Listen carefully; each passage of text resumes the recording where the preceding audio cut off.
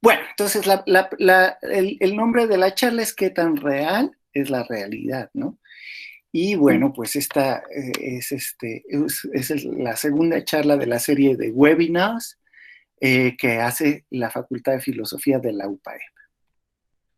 Bien, fíjense que la palabra realidad no es una palabra antigua en el sentido, bueno, es una palabra que viene del latín realitas, pero no es una palabra tan antigua como el latín, ¿no? La palabra realitas eh, eh, fue inventada, de hecho, en la Edad Media. Y ahorita les platico un poquito la historia, pero realitas es un diminutivo.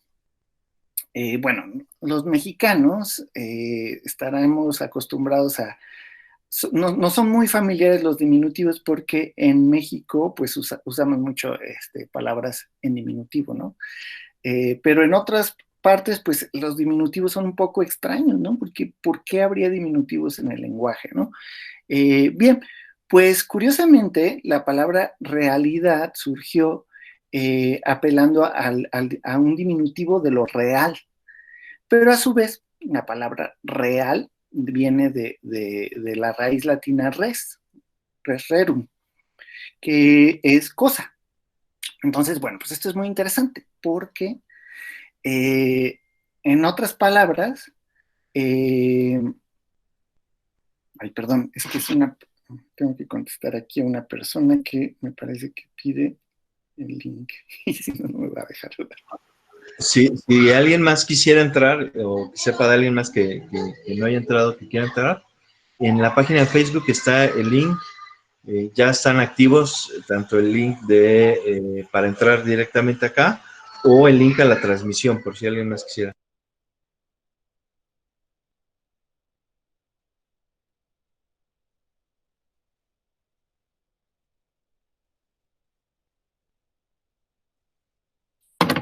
Bien, perdonen.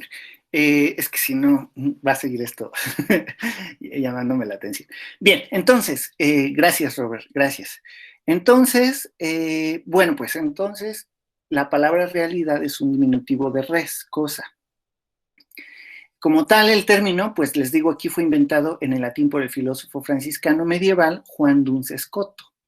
Término realitas significa aquello que es real, y él le dio, a pesar de ser una palabra en diminutivo, le dio el sentido de aquello que es independiente de mi saber, querer o conocer sobre ello. Esto es muy interesante porque res es cosa y realitas es literal, podría traducirse como cosita, ¿no? Algo pequeño, o algo que tiene una manera de ser. Pero curiosamente no es el diminutivo realitas, no es un diminutivo directo, sino es un diminutivo indirecto. ¿Esto a qué me refiero? Que no es que sea la cosa pequeña, realitas, sino aquello que es una cosa y que tiene una naturaleza mínima, digamos. Eso, bueno, es muy interesante, no me quiero detener demasiado en las raíces, pero el origen de la palabra, pues tiene un sentido originario muy especial, que es aquello mínimo de las cosas que es independiente de nosotros, o aquella última realidad de las cosas que no queda a nuestro arbitrio, sino que le pertenece a algo que es independiente a nosotros. De ahí viene la palabra realidad. Curiosamente, pues entonces, incluso el mismo Duns Scoto la inventó esta palabra y le dio un sentido bien diferente al de existencia. Por ejemplo, existencia de estesis quiere decir que aquello que se manifiesta fuera de sí mismo, ¿no? O lo que se percibe fuera de sí mismo, ¿no? Entonces, bueno, curiosamente, realidad, digamos, en su sentido originario, pues sería algo que es independiente de mi querer o mi pensar sobre ello, o tiene algo de independiente de mi manera de pensar sobre ello, mientras que existencia parece tener que ver más bien con cómo se manifiesta algo. Bueno, es curioso porque en la historia de la filosofía muchas personas, muchos filósofos y filósofas han confundido la palabra realidad con la palabra existencia, ¿no? Entonces, bueno, por ejemplo, hay muy famosos argumentos sobre la existencia de Dios, ¿no? Pero curiosamente, algunos de esos argumentos no son sobre la existencia de Dios, es decir, la manifestación de Dios en el sentido originario de la palabra, sino sobre su realidad, sobre cómo es que la realidad de Dios es independiente de nosotros, o independiente del pensamiento de quien quiere o no quiere que exista. Bueno, pues entonces, en pocas palabras, ya en resumen, pues decimos, llamamos realidad a la totalidad de las cosas que encontramos en la experiencia o en nuestra acción a través de la experiencia, ¿no? Bueno, y aquí también introduje otra palabra que es la de experiencia, ¿no? Bueno, pues, ¿qué es la experiencia? Pues todo aquello que vivimos mientras estamos conscientes de lo que está a nuestro alrededor. Entonces, pues la realidad parece que es aquello que se encuentra con nuestra experiencia. Bien, estas son como unas premisas nada más para que podamos responder a la pregunta, ¿qué tan real es la realidad? Es decir, son premisas muy interesantes porque pareciera que es una perogrullada, ¿no? Una perogrullada o una pregunta sin sentido, ¿no? ¿Qué tan real es la realidad? Pues totalmente, porque lo natural de la realidad es ser real. Sí, pero en este sentido específico técnico que le estamos dando, pues no es lo mismo, ¿no? Una cosa es que la realidad que hay en nuestra experiencia esté allí presente a nuestra experiencia, y otra cosa es que qué tan independiente de nosotros puede ser. Entonces ahí, fíjense, ya tenemos una distinción interesante. Bueno, pero voy a seguir adelante tan solo para no atrasarnos. Entonces, cuando nos referimos a la realidad surgen algunos conflictos, ¿no? Entonces, por ejemplo, ya en lo que dije, pues algunos estarán pensando, pero a ver, Paniel, ¿es la realidad la totalidad de mi experiencia o lo real va más allá de mis experiencias, ¿no? Entonces, bueno, pues ahí está una pregunta muy interesante, ¿no? Porque pues uno podría decir, pues entonces la realidad es todo aquello que está en mi experiencia. Oye, pero hay cosas que hay en tu experiencia que no están en la experiencia de los otros, ¿no? ¿Y esto cómo se resuelve, no? O sea, es decir, ¿cómo podría yo hablar de la experiencia de los otros si no tengo acceso a ella, ¿no? Si no estoy en ellos para tener experiencia de sus mentes, ¿no? No sé si recuerden, hay una película muy interesante de los años 90 que se llama You Like to be John Malkovich, o ¿quieres ser John Malkovich, ¿no? Entonces, bueno, pues justo era como el punto de la película, era que las personas podían acceder a la experiencia de ser John Malkovich, ¿no? Es decir, a la experiencia de ser otra persona, o experimentar el mundo a través de otra persona. Pero esto es muy interesante porque, aunque la hipótesis es muy interesante, en realidad, pues nosotros no podemos experimentar eh, la experiencia de otros, porque para que algo sea experiencia, tiene que ser en primera persona, ¿no? Y obviamente, pues, cuando yo les comparto por ejemplo, hacemos un viaje, ¿no? Varias personas, ¿no? 3 personas hacemos un viaje, qué sé yo, a Costa Rica, por decirlo así. Y entonces, pues, de las 3 personas que viajamos, eh, alguien nos pregunta qué tal nos fue, ¿no? Y entonces, pues la persona nos pregunta, ¿cuál fue tu experiencia?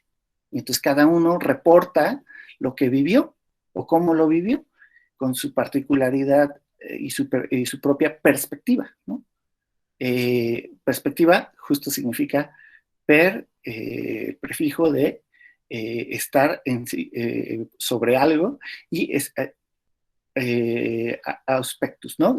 Observar. Bueno, pues entonces la perspectiva es, no perspectiva, esa es una palabra que no existe, es perspectiva.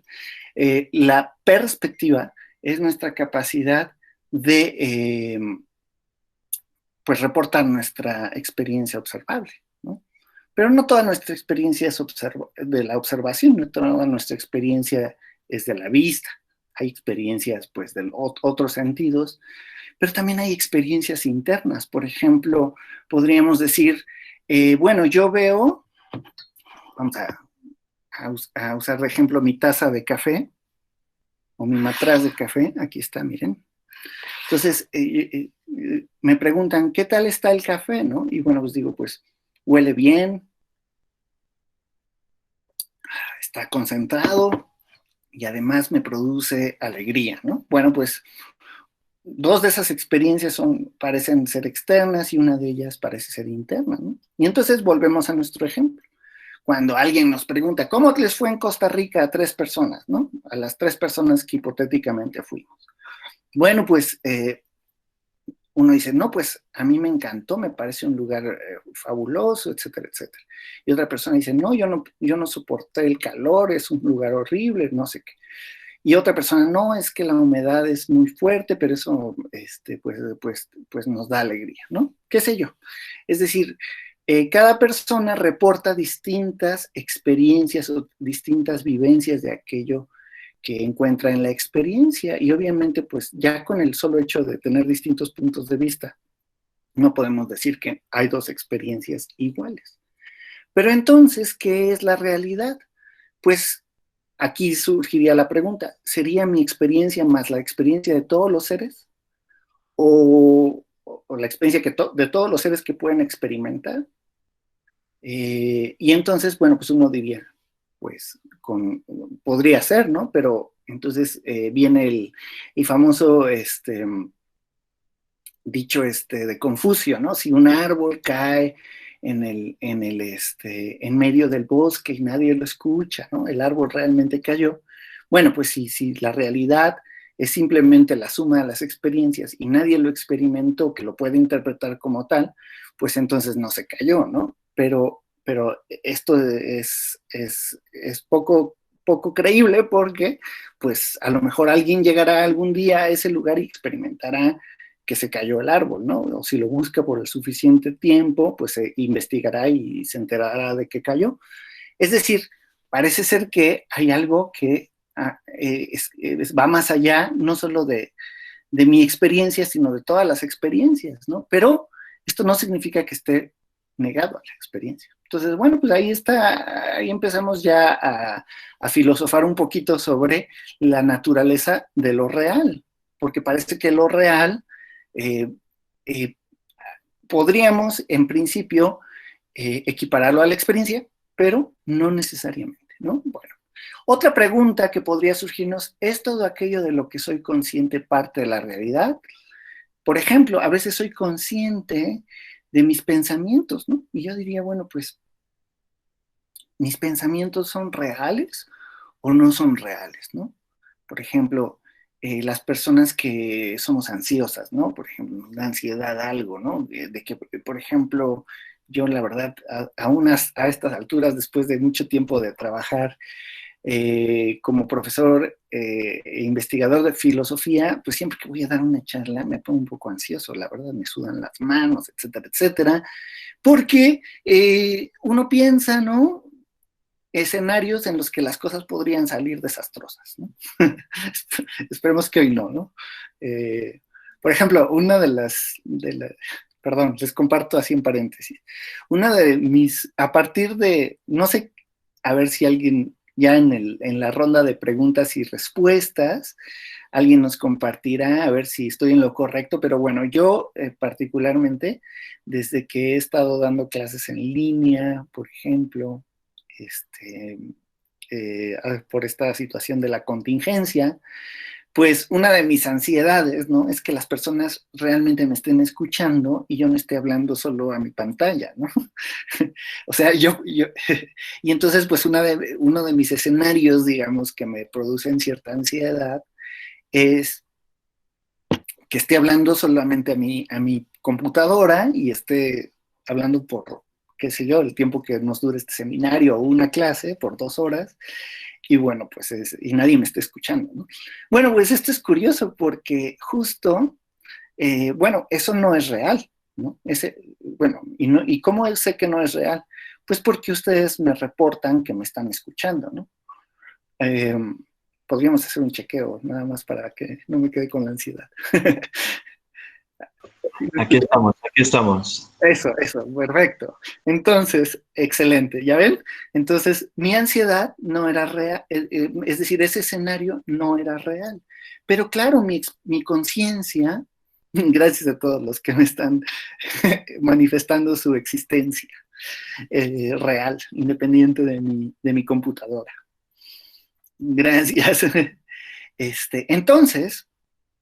Entonces, miren, parte de lo que sucede, pues es que nuestra mente produce escenarios de la realidad que pueden no ser el caso, que pueden no estar allí. Entonces, la pregunta ¿es eso real o no es real? Es decir, ¿es todo aquello de lo que soy consciente parte de la realidad?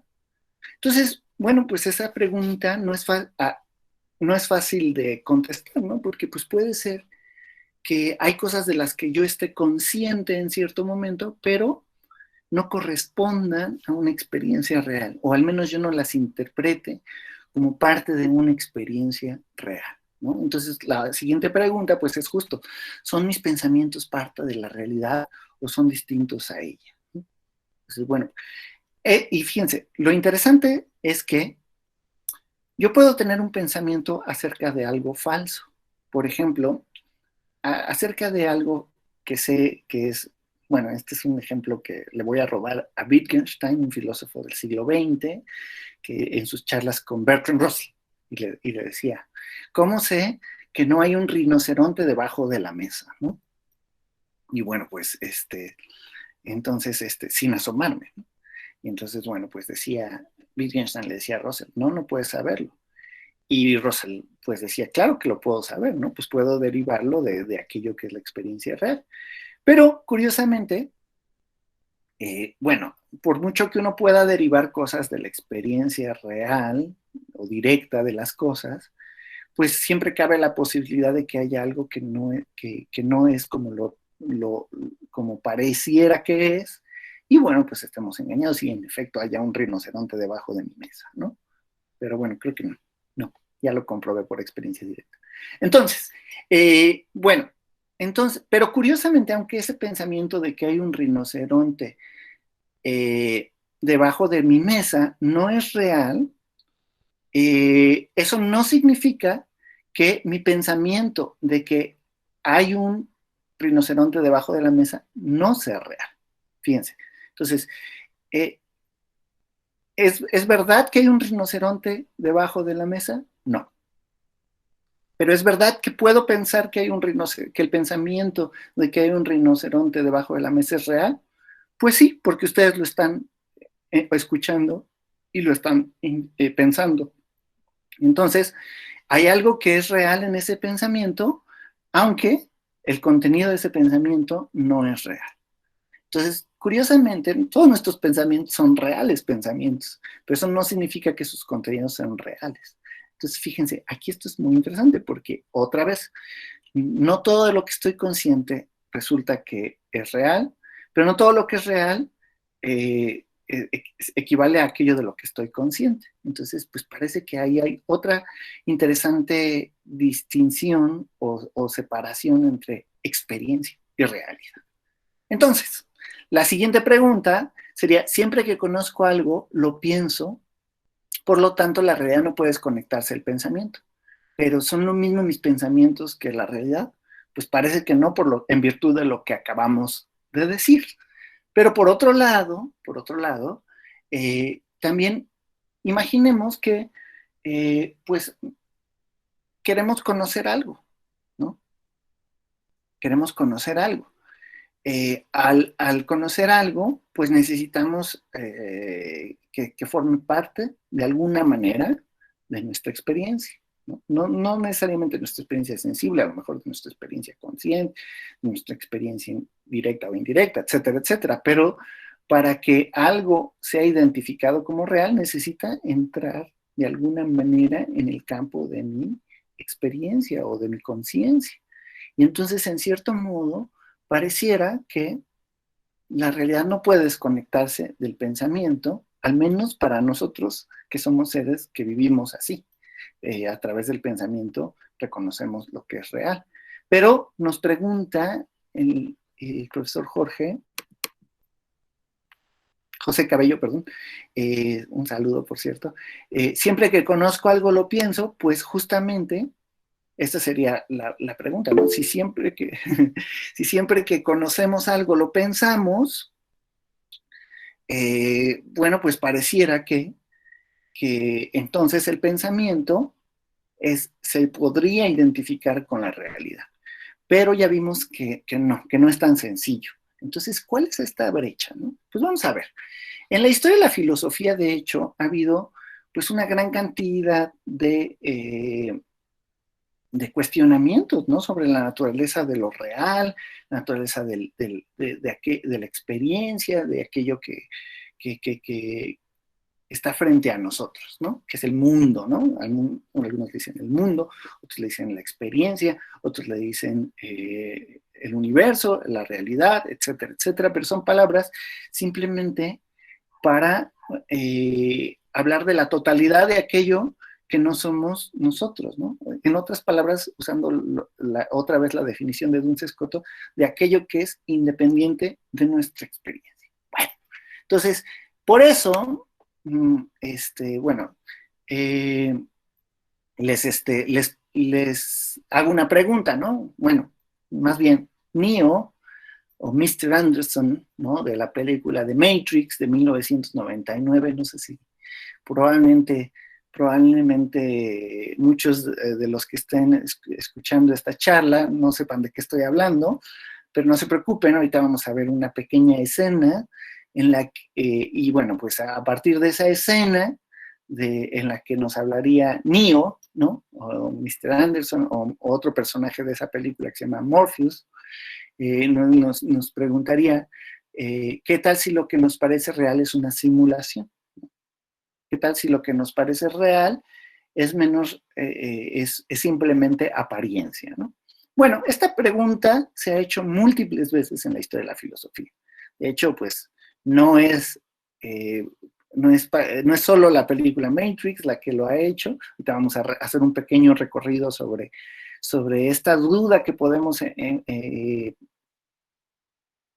lanzar al mundo de nuestras experiencias comunes que tomamos por sentado que son el caso, pero pues vamos a ver una escena de la película en la que, bueno, se hace esta pregunta, ¿ok? Entonces dejé de compartir mi presentación y ahora les voy a compartir esta escena que dura 4 minutitos. A ver, déjenme ver aquí.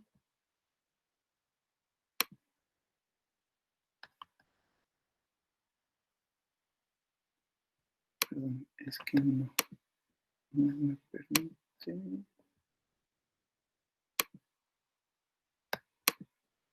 Ahora sí.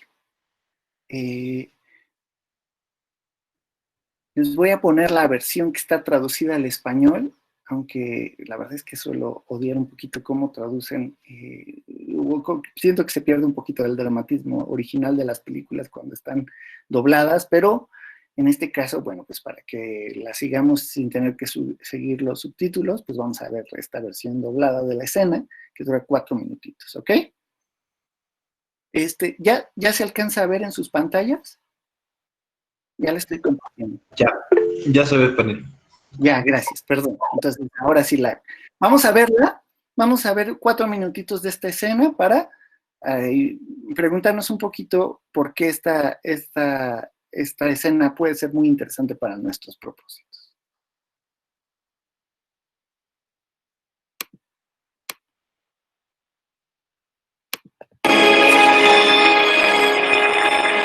Es aquí. Permite que te dé un consejo. Sé honesto. Sabe más de lo que imaginas.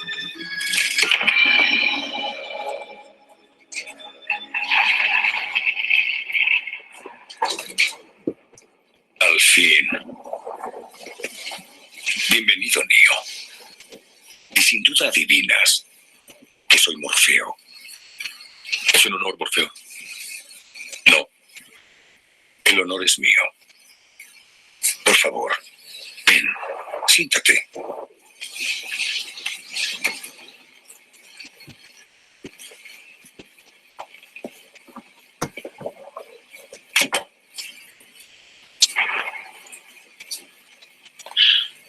Imagino que te sientes un poco como Alicia, cayendo por el agujero del conejo. ¿Mm? Algo así. Puedo verlo en tus ojos. Tienes la mirada de un hombre que acepta lo que ve porque está esperando despertar. Irónicamente, hay algo de cierto. ¿Crees en el destino, Neo? No. ¿Por qué no?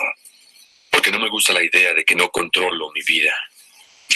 Sé con exactitud de qué hablas. Déjame decirte qué haces aquí. Viniste por algo que sabes. No puedes explicarlo, pero lo sientes. Lo has sentido toda la vida. Que hay algo mal en el mundo. No sabes lo que es, pero ahí está, como una astilla en tu mente, volviéndote loco. Y eso que percibes te ha traído a mí. ¿Sabes de lo que estoy hablando? ¿De Matrix? ¿Te gustaría saber qué es lo que es eso? Matrix está donde quiera, a nuestro alrededor. Aún ahora está en esta habitación. Puedes verla asomándote a la ventana o encendiendo el televisor. Y la percibes al ir a trabajar, al ir a la iglesia, al pagar impuestos. Es el mundo que han puesto ante tus ojos para que no veas la verdad. ¿Qué verdad?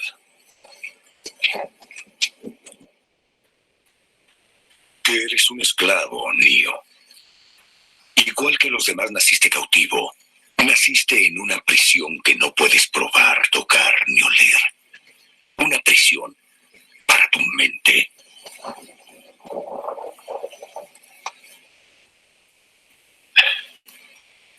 Por desgracia, a nadie se le puede decir lo que Matrix es. Tendrás que verlo por ti mismo.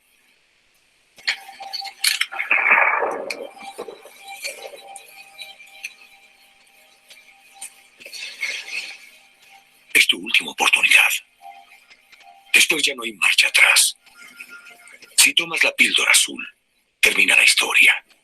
Despiertas en tu cama y crees lo que tú quieras creer. Con la roja te quedas en el país de las maravillas. Y te mostraré a dónde llega el agujero del conejo.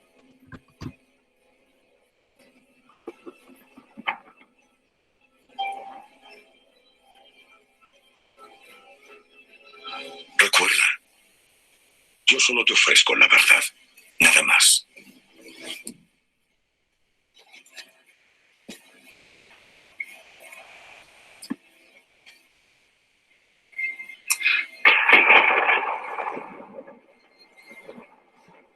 Sígueme.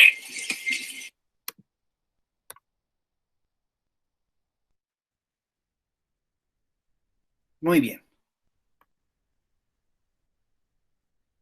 A ver, perdón, es que voy a tratar de detener esto porque se siguió adelante. A ver. This is Tyler. Tyler, with Grammarly's help, is writing an email to his boss. Bien, un segundito, ¿eh? Voy a volver a poner mi pantalla.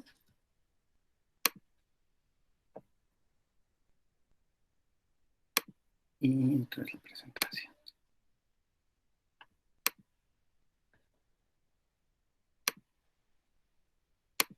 Bueno, ahora sí, espero que, a ver, me dicen por fin, profe Roberto, ¿ya se ve mi presentación?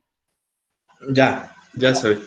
Gracias, gracias. Bueno, entonces, ¿qué tal si lo que nos parece real es una simulación? Es un poco lo que plantea esta escena. Bueno, hay muchos detalles interesantes de la escena que podríamos comentar y discutir. La verdad es que hay muchas cosas muy interesantes, es una película muy interesante, pero de hecho lo que inspiró esta película o el guión de esta película, de hecho es muy interesante, viene de un ejemplo de un filósofo del siglo XX que se llamaba Hilary Putnam. Bueno, ¿y por qué es muy interesante? Pues porque Hilary Putnam plantea, ni siquiera, fíjense que obviamente la película de The Matrix plantea que el mundo en el que normalmente vivimos podría eh, resultar ser una simulación que está dirigida pues, por una computadora central. Y bueno, ¿y por qué nosotros pensaríamos que una simulación es real? Bueno, porque lo que plantea Parece que se trabó tantito, pero esperamos si se puede un minutito, por favor. ¿Qué pasó? ¿Se cortó? Se cortó tantito, Panel. Ay, perdón. Entonces, a ver, me dices, Robert, cuando continúe. Adelante, adelante. ¿Listo? Ay, perdón no sé si se escuchó todo lo que dije, pero bueno, voy a repetir lo último. Que la trama de esta película está basada en un ejemplo de un filósofo del siglo XX que se llamaba Hilary Putnam. Y bueno, es curioso porque, bueno, yo tuve la grande fortuna de conocerle y justo un testimonio de primera mano que él mismo me dijo es que él no pensó que ese ejemplo fuera a ser tan exitoso como fue. Y curiosamente, él no quería, bueno, usa el ejemplo, pero justo para oponerse al escepticismo de que vivimos en una simulación. Ahorita les voy a platicar a qué me refiero o a qué se refería Hilary Putnam. Pero bueno, el ejemplo original de Hilary Putnam es que podríamos nosotros ser cerebros en una especie de cubeta, de contenedor, ¿no? Que está así como de película de ciencia ficción, ¿no? Una especie de cerebro que está... Panelus, se está cortando un poquillo. Uy, a ver. Bueno, a ver, me detengo unos segundos para continuar y que ya esté listo para todos.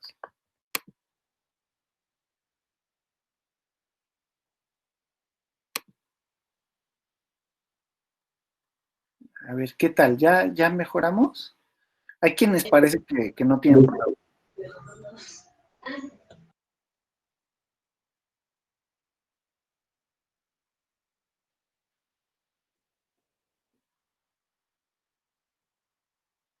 ¿Sí?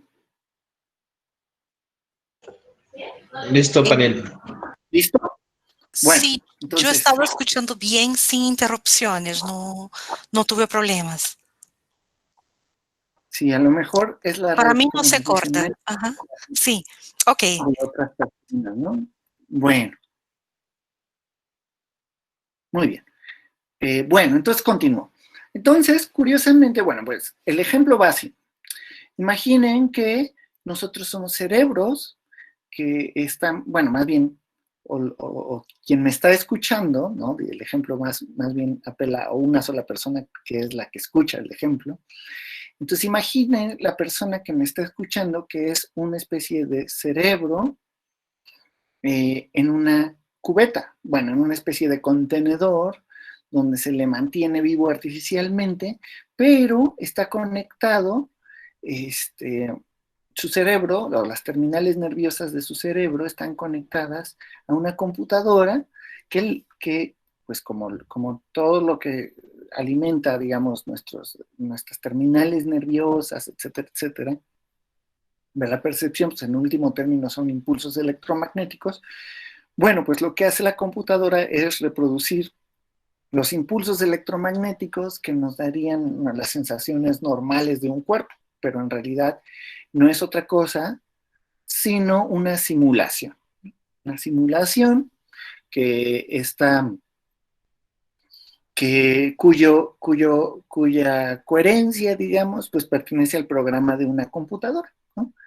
Entonces, bueno, pues, y bueno, en el ejemplo de Hilary Putnam, la pregunta es, ¿cómo saber que yo no soy un cerebro en una cubeta? ¿No? Entonces, bueno, pues, curiosamente, Hilary Putnam dice que, pues, es muy fácil descartar esa hipótesis, ¿no? ¿Por qué? ¿Por qué? Pues porque si yo fuera un cerebro en una cubeta, sería muy difícil o sería imposible para mí como cerebro en una cubeta demostrar que soy un cerebro en una cubeta, porque mi único acceso a la evidencia es a aquello que está dentro del programa de la computadora. Por tanto, no hay nada que pudiera responder a esa pregunta, ¿no? Pero en cambio, en la película de The Matrix es al revés. En la película de The Matrix sí hay razones para dudar, ¿no? Hay razones para dudar de aquella realidad que está a nuestro alrededor, particularmente, fíjense, y el argumento de la escena que acabamos de ver, en la escena de The Matrix, el argumento pues es que hay una especie de intuición o de sensación o de duda dentro de nuestros corazones, ¿no? Dentro de nosotros hay una cierta emoción irreducible que nos dice que esto no es lo real. Bueno, la pregunta es si eso cuenta como una duda genuina. Vamos a ver más adelante. Bueno, otra razón muy interesante, bueno, otro aspecto muy interesante del diálogo es cuando Morpheus le dice a Neo,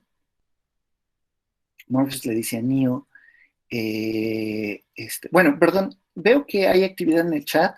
Discúlpenme si no le pongo atención, lo que pasa es que soy un poco distraído, pero me imagino que el profesor Roberto me va a echar la mano con atender al chat por lo mientras no sea preguntas, ¿vale? Entonces, bueno, entonces les decía, en la escena hay un momento en el que Morpheus le dice a Neo, o Morfeo le dice a Neo, tú, tienes el rostro de alguien que acepta lo que ve como en un sueño, porque sabe que va a despertar en cualquier momento. Bueno, pues esto es muy interesante porque de alguna manera, o sea, si nosotros aceptáramos que toda esta realidad es ficticia, ¿no? Que todo lo que está alrededor de nosotros es ficticio, pues no le pondríamos límites a nuestra interacción con la realidad, ¿no? Es más, por ejemplo, si al hablar, por ejemplo, yo hacia la cámara, ¿no? No creyera que alguien me está escuchando, pues podría decir cualquier cosa, ¿no? Pero obviamente no digo cualquier cosa, quiero decir cosas coherentes porque en efecto creo que me están escuchando, ¿no? Bueno, pues bueno, ahora vamos a seguir un poco más adelante con esto, pero a ver, lo que nos plantea la escena es si podemos estar seguros de que el mundo en el que vivimos es tan real como parece, ¿ok? Y bueno, pues hay una larga tradición en filosofía que dice que no podemos estar seguros de que el mundo es tan real como parece, ¿no? Hay muchos ejemplos. Yo solo quise escoger 3 que les puse aquí y les voy a completar un poquito con otro que es probablemente el más famoso, que muchos de ustedes estarán familiarizados con ese ejemplo, que me parece la versión más interesante de argumentos que son escépticos al mundo de lo que se nos manifiesta. Pero bueno, entonces el primero es el de los eleatas, creían que el movimiento es aparente, por ejemplo, ¿no? Ellos creían que el movimiento no puede existir porque el ser no puede transformarse, ellos creían en el principio de Parménides de que el ser es inmutable, y entonces, basados en ese principio, que les parecía el único principio irrefutable de pensamiento, pues decían el movimiento es aparente, ¿no? Entonces, bueno, pues crearon una serie de paradojas muy, muy interesantes para demostrar la imposibilidad del movimiento. No solo que no existe el movimiento y que es una apariencia, sino además que es imposible. Bueno, pues esto es muy interesante, pero curiosamente ahorita no tenemos tiempo para revisar todos esos argumentos, aunque bueno, se los recomiendo, es muy divertido revisar todos estos argumentos. Pero bueno, uno de ellos, por ejemplo, de los famosos paradojas del movimiento de los eleatas, es la de Aquiles y la tortuga, ¿no? Entonces la pregunta es, por ejemplo, bueno, es un escenario, ¿no? Aquiles se supone que es el hombre más rápido del mundo en la antigua Grecia, y la tortuga pues es un animalito que es lento, ¿no? O que, bueno, y es nuestro paradigma de la lentitud, ¿no? Pero bueno, curiosamente, lento no significa que esté detenido, ¿no? Porque se va avanzando. Pero bueno, esa es otra cosa. Entonces, hay una carrera entre Aquiles y la tortuga. Y pueden hacer sus apuestas, pero claro, Aquiles es el hombre más rápido y la tortuga pues es lenta. Entonces, justo atendiendo a eso, pues pobre tortuga se le va a dar una ventaja, ¿no? Una ventaja de unos 10 metros, digamos, para que Aquiles pues no esté en ventaja frente a la tortuguita, ¿no? Bueno, pero entonces ahí está el profesor Roberto Casales en la línea en la que empieza la carrera y bueno, marca en sus marcas listos fuera, ¿no? Y bueno, ya dispara, ¿no? Y entonces la pregunta es si Aquiles va a alcanzar a la tortuga. Y pues lo que nos dice nuestro sentido común es que obviamente va a alcanzar a la tortuga y la va a rebasar. Pero lo que nos dicen los eleatas es que de Aquiles a la tortuga, pues hay una distancia. Entonces, para llegar a recorrer esa distancia, Aquiles tiene que llegar a la mitad. Mientras tanto, la tortuga, aunque va despacito, recorrió otra distancia. Entonces, a la medida en que Aquiles se va acercando a la tortuga, también se va alejando porque tiene que recorrer la mitad de cada una. Tiene que recorrer, bueno, no tengo ahora la manera de mostrarles un diagrama de esto, pero me imagino que se entiende como el punto original, que es que si uno pudiera dividir esa distancia en mitades infinitas, entonces quiere decir que Aquiles tendría que recorrer un número infinito de mitades entre la distancia que hay entre él y la tortuga, y además resulta que la tortuga va avanzando y todavía se aleja, y no solo se va quedando a la mitad, sino además se va alejando. Entonces, bueno, pues esta paradoja lo que nos quiere ilustrar, se dan cuenta ustedes, es que bueno, pues si la distancia es divisible al infinito, esto quiere decir que hay una serie infinita de puntos que hay que recorrer y por tanto nadie que se mueva puede recorrer una distancia porque tendría que recorrer infinitos puntos y es imposible recorrer infinitos puntos. Bueno, pero esto lo que pasa es que les doy una pista para resolver ese problema, pero bueno, resulta que nos dice Aristóteles, ¿no? Obviamente criticando a los eleatas, a Zenón particularmente, como bien nos dijo por ahí alguien en el chat, pues nos dice, un punto es algo adimensional y discreto, y una distancia es algo continuo y dimensional. Entonces, una distancia no es una suma de puntos, sino más bien es un continuo que se puede dividir en infinitos puntos, pero que no, o sea, hay un infinito virtual o posible, pero no hay un infinito real, ¿no? El infinito real solo sería si la distancia o el espacio fuera una suma de infinitos puntos. O por otro lado, como nos dice el mismo Aristóteles, que el tiempo fuera una suma de infinitos instantes, pero también un instante cuánto dura, pues también la clave de esto es que el instante es adimensional. Bueno, entonces Uno de los primeros argumentos en contra de aceptar lo que nos dice lo que nos dice el sentido común lo que nos reporta nuestra experiencia del movimiento, pues está en estos filósofos griegos que creían que solo el pensamiento nos puede dar la verdad, o solo las leyes del pensamiento nos pueden dar la verdad, mientras que si nos quedamos con la experiencia de los sentidos, entonces pues podemos resultar engañados, ¿no? Bueno, ya vimos que hay respuestas a estas paradojas, pero el punto central es que resulta que aquí hay como una cierta hipótesis, y la hipótesis es que se puede dudar de lo que nos muestran los sentidos. Y por eso los escépticos no creían que hubiera algo que decidiera la verdad del conocimiento. No hay una experiencia última que me diga cómo son las cosas, porque todos, digamos, tendríamos un reporte distinto de ellas y eso se iría al infinito.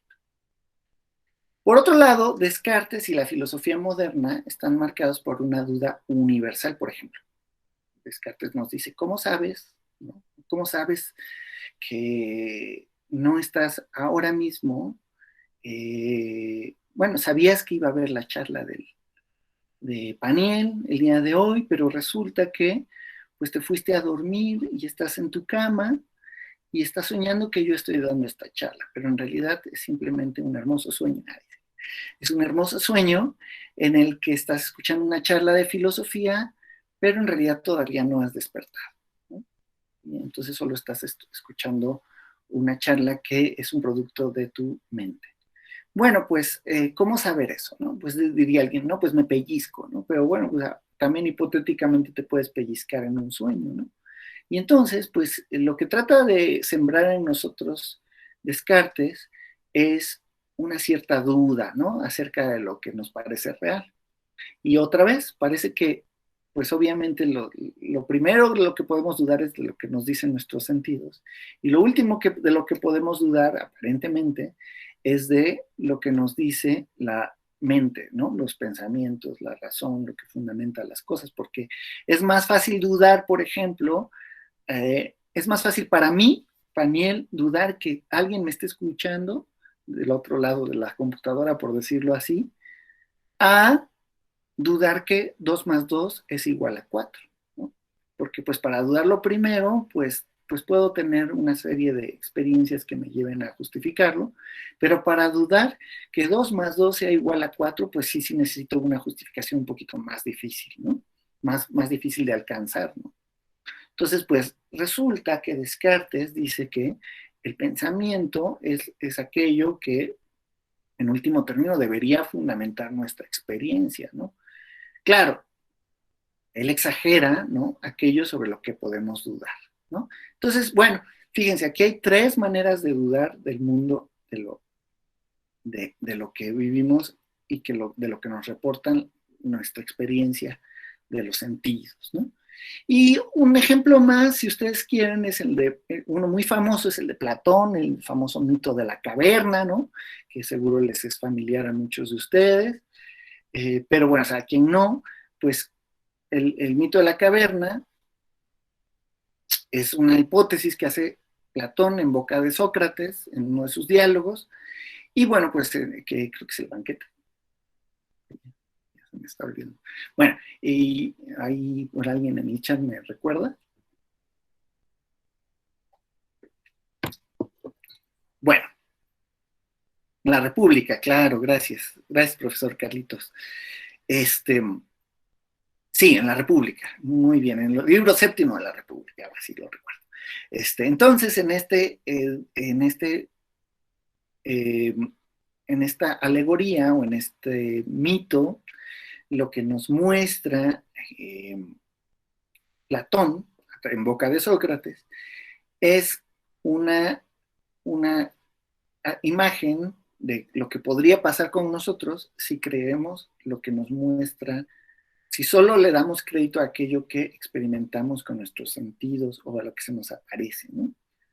Y bueno, pues es una persona que junto con otras, creció, nació y vivió siempre en una caverna, y en esa caverna ellos no pueden voltear, siempre tienen la mirada fija hacia una parte de la caverna, en la que se proyectan sombras, ¿no?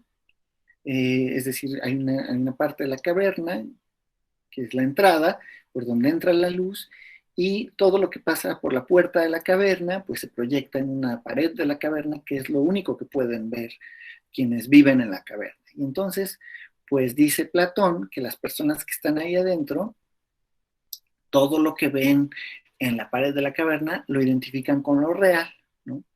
Y entonces ellos no saben que son pálidas sombras, es decir, una especie de proyección de la verdadera realidad, que es aquello que está fuera de la caverna. Pero claro, como hay siempre un poquito de dramatismo, una persona se escapa y va y contempla el mundo verdadero, real, y vuelve y trata de salvar a sus compañeros en la caverna, pero nadie le cree, ¿no? Porque dicen, no, es cierto, ahí está todo lo real que hay en la realidad, que es lo que se ve en esa pared, ¿no? Bueno, y entonces pues hasta lo matan, etcétera, etcétera, haciendo una alegoría del mismo Sócrates. Bueno, pero bueno, no me voy a extender mucho en el mito. El punto es que este es uno de los mitos más interesantes. Bueno, hay muchos mitos muy interesantes de Platón, muchos ejemplos, muchas alegorías que nos tratan de mostrar que el pensamiento nos ayuda a colar o a purificar aquello que está sin purificar o sin claridad en nuestras apariencias, ¿no? Entonces, bueno, pues lo que hace, eh, perdón, aquí, bueno, perdón, me distraje. Bueno, entonces, esto es muy interesante. Ahorita vamos a volver a este cuestionamiento, pero antes, también quiero mostrarles en nuestra siguiente diapositiva que hay otros filósofos que han dicho, a ver, cuidado, no vayamos a exagerar nuestro escepticismo, porque la duda sobre lo que experimentamos puede salirse de control, ¿no? Y entonces, bueno, pues uno de los que han dicho que hay un poco de desenfreno, digamos, en la manera en que los filósofos han examinado la realidad, es el filósofo inglés George Edward Moore. Y bueno, pues lo que dice Moore es que muchos consideran que exagerar las dudas más allá de la evidencia no tiene sentido. Ejemplo. Y bueno, y él tiene un famoso ejemplo que ahorita les voy a hacer de manera muy sencilla, ¿no? Él dice, bueno, voy a poner aquí mi micrófono, es que entonces, no sé si me alcancen a ver en sus camaritas, pero bueno, dice Moore, ¿cómo sé yo que tengo dos manos? ¿No? Dice, bueno, pues aquí les voy a hacer una demostración, ¿no? Y dice, bueno, aquí tengo una mano y aquí tengo otra, ¿no? Y así sé que tengo dos manos. Pero claro, vendría Descartes, vendrían los eleatas y le dirían, bueno, eso es lo que te dicen tus sentidos, ¿no? Pero lo que dice Moore es que dice, bueno, pues es que siendo razonables, ¿qué más podría contar como evidencia de que tengo dos manos? Sino mostrar mis dos manos. Si yo exigiera otro tipo de evidencia, entonces ya no estoy demostrando que tengo dos manos, sino estoy demostrando otra cosa. Es decir, lo que dice Moore es que no puede uno elevar el estándar de la evidencia más allá de lo que la evidencia en sí misma nos puede mostrar, ¿no? Y entonces pedir una evidencia última de las cosas en sentido, en un sentido de que sea una evidencia indudable, es llegar, es hacer una especie de petición de principio. ¿Qué es eso? Pues un tipo de falacia en la que se pide una especie de fundamentación última que, que, que ya no tiene, que es indudable. Pero claro, para que algo sea indudable en ese sentido, pues tendría que ser algo distinto a la pregunta. O sea, no hay una respuesta que pueda ser indudable a la pregunta de cuántas manos tienes. Supongamos que, y me dice more, ¿no? Nos dice more. Pues supongamos que yo quiero decir, bueno, ¿cómo sé que no tengo 3 manos? Bueno, pues aquí tengo una, aquí tengo otra, y ya nos puedo mostrarles otra más, ¿no? A lo mejor les mostraría una tercera si tuviera aquí un muñequito, ¿no? Para sacarlos de onda, pero en realidad, bueno, eso sería el único tipo de evidencia que cuenta para este caso. Bueno, entonces, en pocas palabras, para no detenerme mucho con esto, pues lo que nos dice Moore es que uno no debería exagerar el estándar de evidencia más allá de aquello que resulta una respuesta con sentido de una pregunta. Otros, por ejemplo, como Charles Sanders Peirce, que es el padre del pragmatismo, consideran que la duda no puede exagerarse. O sea, que la duda no viene de una especie de capricho de nuestro intelecto, sino que la duda es resultado de una irritación externa que nos impone la experiencia. En otras palabras, la duda no viene de mí hacia el mundo, sino la duda me la impone una cierta situación del mundo y como una irritación externa, ¿no? En otras palabras, y ya para no detenerme mucho en esto, lo que nos diría Peirce, o mi manera de verlo, de ejemplificarlo, es que la duda son como las cosquillas, ¿no? Las cosquillas tú no te las puedes hacer a ti mismo, sino que tiene que alguien hacértelas, porque es algo externo a ti, ¿no? Bueno, pues así también la duda no es algo que uno, con lo que uno comience a pensar, sino que las dudas se nos imponen por cuestiones que hay en la realidad que no son fáciles de explicar y que nos ponen en el camino de la investigación.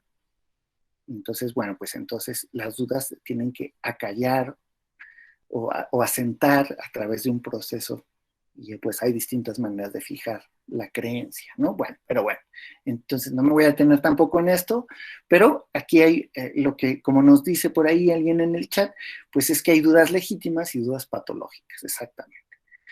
Y parece que lo que ha pasado en mucho de la filosofía moderna es que se ha dado como mucho camino libre a las dudas patológicas, ¿no? Bueno, y finalmente parece que hay algo circular en dudar del mundo, pues solo en el mundo está la evidencia que podemos usar. Pensemos, por ejemplo, en el experimento mental de Hilary Putnam de los cerebros en una cubeta. Bueno, Hilary Putnam no quería hacer la película de Matrix, aunque su ejemplo ayudó a hacer esa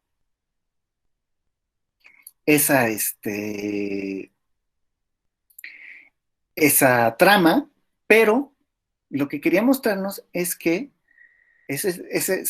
pensar que ese es el escenario real, pues no tiene ningún sentido, porque no hay nada que cuente como evidencia de que no somos cerebros en una cubeta, ¿no? Y finalmente, bueno, entonces, en otras palabras, y por ahí alguien nos decía en el chat, a ver, perdón, voy a checarlo, nos decía por ahí, un ejemplo de duda patológica en la filosofía. Bueno, una duda patológica, por ejemplo, podría ser que una vez que tenemos suficiente evidencia intelectual para aceptar algo, lo siguiéramos cuestionando, ¿no? Por ejemplo, si yo, por ejemplo, ¿no? Quisiera, salvo que lo digan los filósofos, creo que la duda cartesiana tiene mucho de patología. Pues sí, yo también creo eso. Pero bueno, voy a tratar de poner un ejemplo ligeramente distinto para no volver al mismo ejemplo de Descartes, pero un ejemplo claro puede ser que yo tengo suficientes argumentos para pensar que hacerle daño a mis vecinos es algo incorrecto, tengo suficiente evidencia intelectual en los argumentos, por las cuales concluyo que no es algo correcto hacerle daño a mis vecinos, pero estoy buscando una especie de razón para negar esos argumentos, a pesar de que no la veo por ninguna parte, ¿no? Y bueno, pues ese ser pertinaz en buscar evidencia opuesta, pues eso puede resultar patológico, ¿no? Porque pues puede ser una especie de negación, ¿no?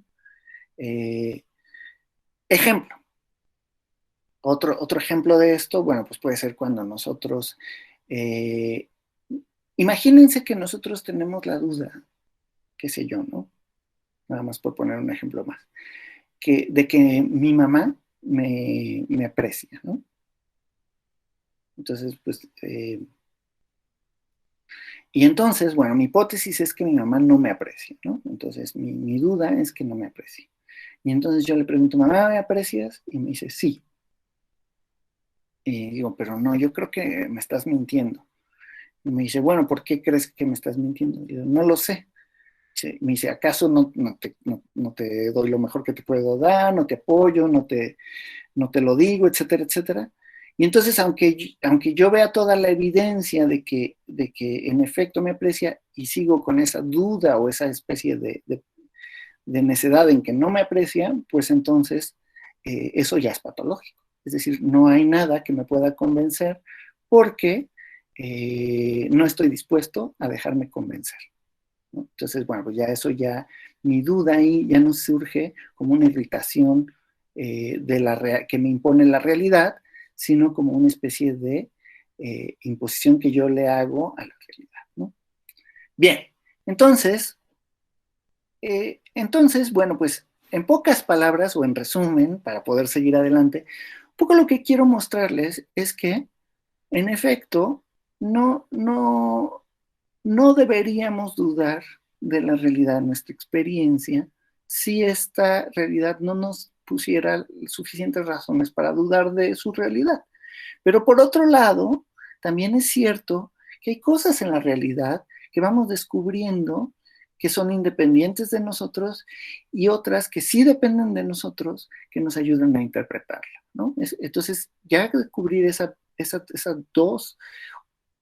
dos aspectos de nuestra experiencia, pues es interesante, ¿no? Un aspecto subjetivo, es decir, lo que yo vivo de la realidad, y hay un aspecto que es independiente de mí, que le llamamos objetivo, y que, bueno, algunos dicen es intersubjetivo, porque lo contrastamos con otros, etcétera, etcétera. Bueno, pues sí.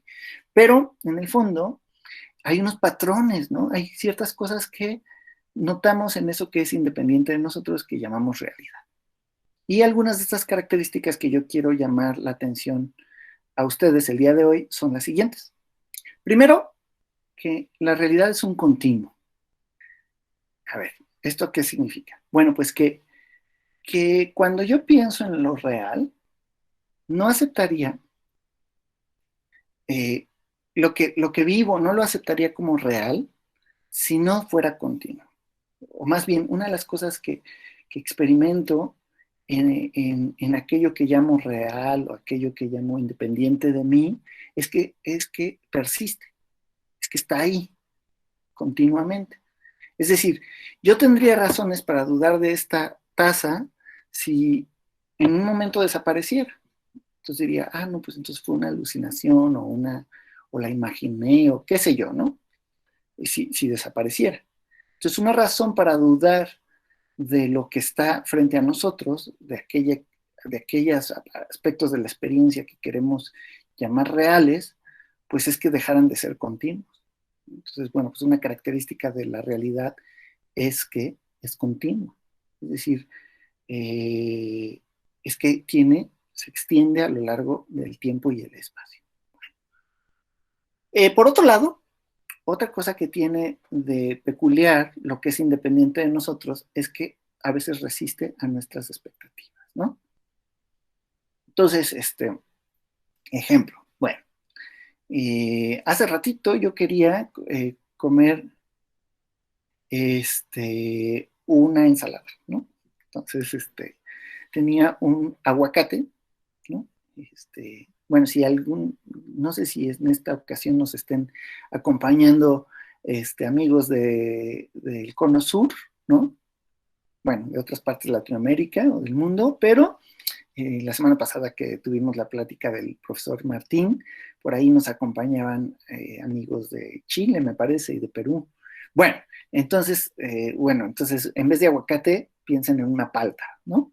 Entonces, Ah, muy bien, desde Perú entonces. Bueno, en Perú se dice aguacate también, ¿verdad? ¿O se dice palta? A ver, magueño, yo, ya, palta. Bueno, pues entonces imaginen una palta, ¿no? Entonces, bueno, pues yo quisiera, gracias chicos, gracias. Entonces yo quisiera ponerle a mi ensalada palta o aguacate, ¿no? Y entonces, pues, mi expectativa es que pues esté madura, esté suculenta, esté de buen sabor. Entonces me acerco a mi aguacate, lo trato de cortar, pero resulta que resiste el cuchillo, ¿no? Entonces, ¿qué significa? Pues que está todavía verde, como decimos en México, o está sin madurar, ¿no? Entonces, bueno, pues eso que esté sin madurar, pues es una resistencia ante mis expectativas, ¿no? Yo quisiera que esté madura, pero no puedo forzar a que la palta o el aguacate ya esté maduro, ¿no? Entonces, es decir, una característica de algo que es real es que puede resistirnos a nuestras expectativas, puede resultar distinto a lo que pensábamos, ¿no? Entonces, por ejemplo, una de las cosas que nos hacen darnos cuenta de que la realidad es independiente de nosotros es que nos ofrece una resistencia a cosas que queremos o esperamos, ¿no? Y esto pues no es necesariamente un problema, ¿no? Al contrario, es como es una cierta confirmación de que hay aspectos que están fuera de nuestra mente, ¿no? Y eso son buenas noticias, pues. Es decir, yo puedo decirles, yo no creo que detrás de mí, ¿no? Aquí detrás de mí, no sé si alcancen a observar, pero hay un armario, un closet, ¿no? Entonces, en ese armario, bueno, pues yo puedo decir, no, yo puedo querer creer que no existe, ¿no? Pero bueno, si camino hacia allá, me voy a pegar, ¿no? O voy a encontrar la resistencia de eso que está ahí. ¿Esto qué quiere decir? Pues que su realidad, digamos, aunque yo no la quiera creer, se me impone, ¿no? Entonces, una característica de lo real es también que nos resiste, ¿no? Este, Peirce, un filósofo americano del siglo XIX, le decía a esta resistencia que nos impone la realidad o la manera de identificar la resistencia, él le llamaba el outward clash, o sea, el choque que tú haces con lo externo, ¿no? Ese choque con lo externo es como una cubetada que te despierta de tu sueño escéptico. Otra cosa que descubrimos en la realidad son ciertos patrones. Entonces, bueno, claro, estos patrones, para irlos descubriendo, pues hay que, obviamente, afinar nuestra atención ante el mundo, ¿no? Aquí, bueno, aquí podría yo extenderme muchísimo, muchísimo, pero no quiero, me voy a resistir a extenderme, para también no perderles y que se aburren y se desconecten. Pero bueno, una de mis fascinaciones es que, por ejemplo, una de las cosas que notamos, fíjense ustedes que hay una cierta constante en las ciencias. Y claro, las ciencias pues, son maneras sistemáticas de acercarse a la realidad, ¿no? Entonces hay una cierta constante en muchas ciencias. Díganme ustedes si me equivoco, ¿no? Una constante pues es que entre una ciencia entre más se desarrolla una cierta ciencia, resulta que empieza a tener más y más instrumentos matemáticos, ¿no? O sea, entre más desarrollada esté una ciencia, que es una especie de acercamiento sistemático a un aspecto de la realidad, pues resulta que se vuelve más y más matemática. Y entonces, muchos filósofos se han preguntado por qué, ¿no? Es simplemente una coincidencia, pero ¿cómo es posible que sea una coincidencia, ¿no? Y que esa coincidencia se repita de manera tan total en todas las ciencias, ¿no? Es decir, por ejemplo, pensemos en la física, ¿no?